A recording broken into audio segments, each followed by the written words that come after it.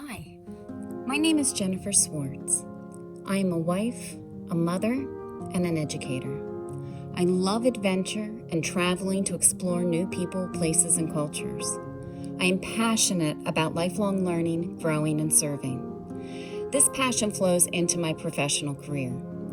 I believe I am on a journey. I believe we are all on a journey. My professional journey began 22 years ago in the late 90s with my first classroom as a 7th grade English teacher. We didn't define the pedagogy we used then as project-based learning, but that's the way we taught. I was on an interdisciplinary team that worked together to create thematic units where students gain knowledge and skills by working for an extended period of time to investigate and respond to an authentic and engaging question or challenge. Project-based learning was my vehicle to student empowerment. I'm currently working as the STEAM PBL Integration Specialist at the Edgar Fawcett Smith STEAM Academy in the school district of the City of York. 100% of our student population receives free lunch. Our urban school district is second in the state with acute poverty. I received PBL Works 101 and PBL Works coaching training from the Bucks Institute for Education. I serve all grade levels from pre-K to 8th grade. I have also been a 5th and 6th grade ELA teacher and acting assistant principal at the school. I am so excited that you are willing to embark on this journey as well. My hope is that you too will experience your students actively engaged in learning, gaining deeper in understanding, building skills, and developing confidence. One supervisor described my classroom as seemingly magical. When the students entered the classroom, they instantaneously assumed the roles of innovators, writers, collaborators, creators, and caretakers. Each student, even those with a history of challenged learning outcomes, thrived and excelled. They were inspired to dream and create at a level she had never seen before. Everyone was provided the differentiated instruction to capitalize upon their strengths and eliminate any barriers. There was joy, purpose, and positivity. Students were empowered to believe in their potential and then warmly and enthusiastically provided all the tools they needed to fulfill their dreams. That's what project-based learning can do. You have learned that when we suggest ways to come up with ideas for projects, the list includes community issues, real-world problems, topics of personal relevance to students, current events, and so on. And the concept of authentic assessment has informed our thinking about the use of products and performances in projects to gather evidence of student learning beyond traditional test-based assessment. There are elements of authenticity within projects, real-world topics explored through authentic texts, student voice and choice, so that what they write about and discuss is authentic to them personally and an authentic product. With project-based learning, teachers show students how what they're learning applies to the real world. Instead of being the all-knowing expert who transmits knowledge, the project-based learning teacher is a well-informed coach, facilitator of learning, and guide through the inquiry process. The STEAM Academy is extremely committed to creating and nurturing partnerships with the resources, leadership, and businesses in the community. This is a deep-seated value and foundation to the mission and success of the school. Before we opened our doors 3 years ago, I was instrumental in identifying, cultivating, and augmenting connections with local artists, business owners, politicians, activists, innovators, and technologists. Inquiry is at the heart of project-based learning, and that means students are constantly asking questions. They often need to consult with content experts as part of their investigations. In our second year at the STEAM Academy, we put together a team within the school that piloted project-based learning. We received training from experts who implemented PBL school-wide. We were introduced to the Buck Institute for Education, or PBL Works, and given books and many resources to read. As I had been on this journey for 20 years then, and our new findings aligned with an established teaching approach and best practices and protocols, I was asked to be a leader behind the first project-based learning exhibitions created and celebrated by the school and Greater York community. It was a huge success. Our students' professionalism, purpose, and impact overwhelmed all attendees. The audiences were truly stunned by the depth of the content and presentation. Our students were stretched to levels of success they could not have even imagined before. They were empowered as innovative, solutionary thinking change makers who were excited to have a voice and impact in our world. Now, this did not come without many hours of preparation, planning, and teamwork among my colleagues.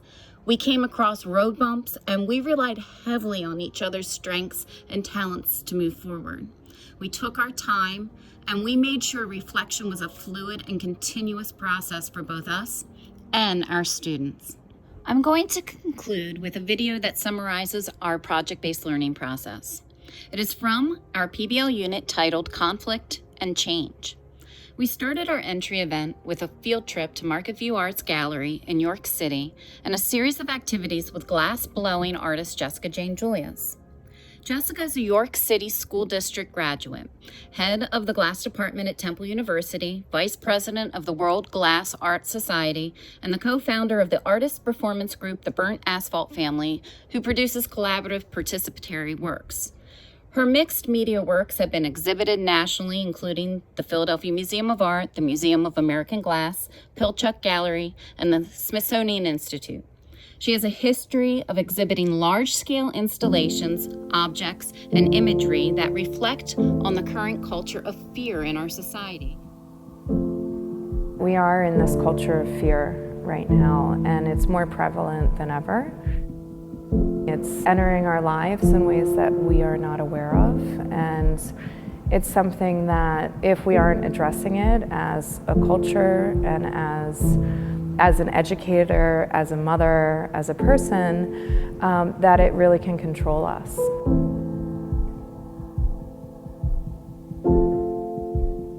In anxious moments, I tend to scribble, and that's my doodle, is this scribbling, is this kind of blacking out of space, and it becomes somewhat therapeutic, and it's something that I don't necessarily always notice I'm doing. There's enough room here that you can enter it, you can walk across this dark space to something that's existing within a void, like something exists within our mind or some other place. So I've been testing for like 4 years how to make that. And this space really dictated the work.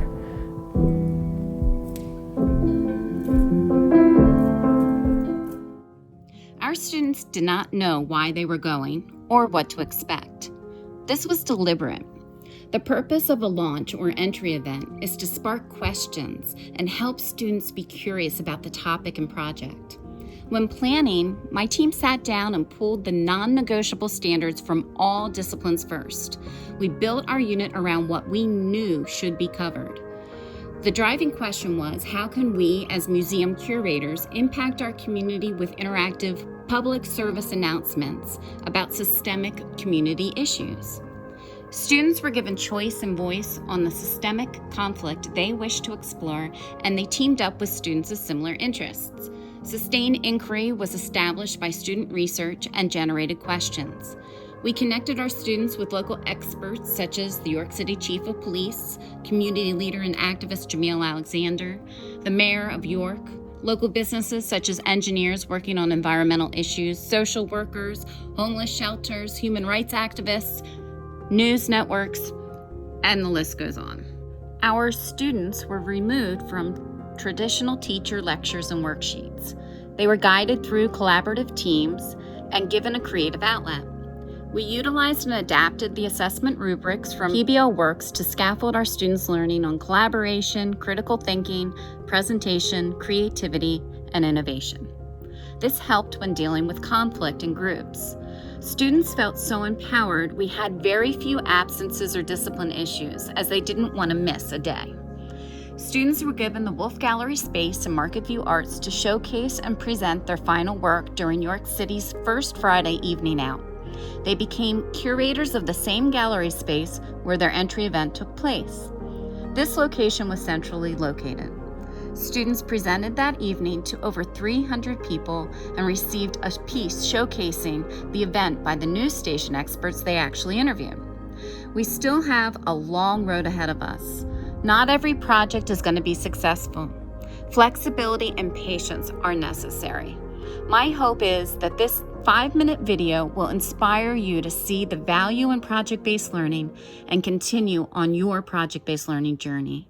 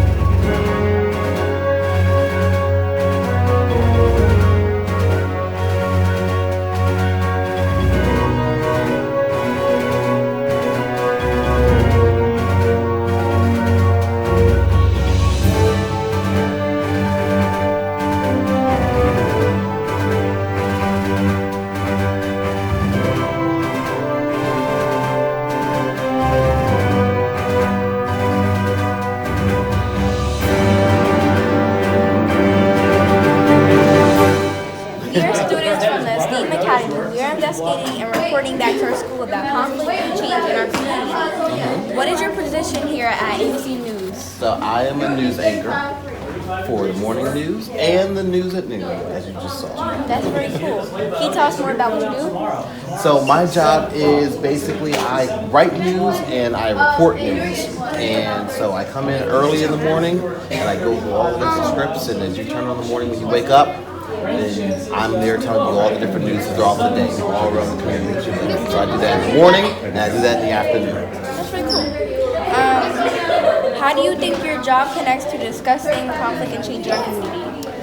Well, I think my job does a very good job of that, because we report on all types of different conflicts, and sometimes that conflict does lead to change. And our job is very important in being in the media, is we report that conflict, and then people at home see that conflict, and if they decide they want to make a change, they do that because of what they saw. That's cool. What can students do to enact positive systemic change? Well, I think to enact change, well, first it depends on what kind of change you want to be. But I think for students especially, is to continue to get an education and to get involved in different things in their communities. us. We want to thank you for taking the time to speak with us. Nice to meet you. Nice job.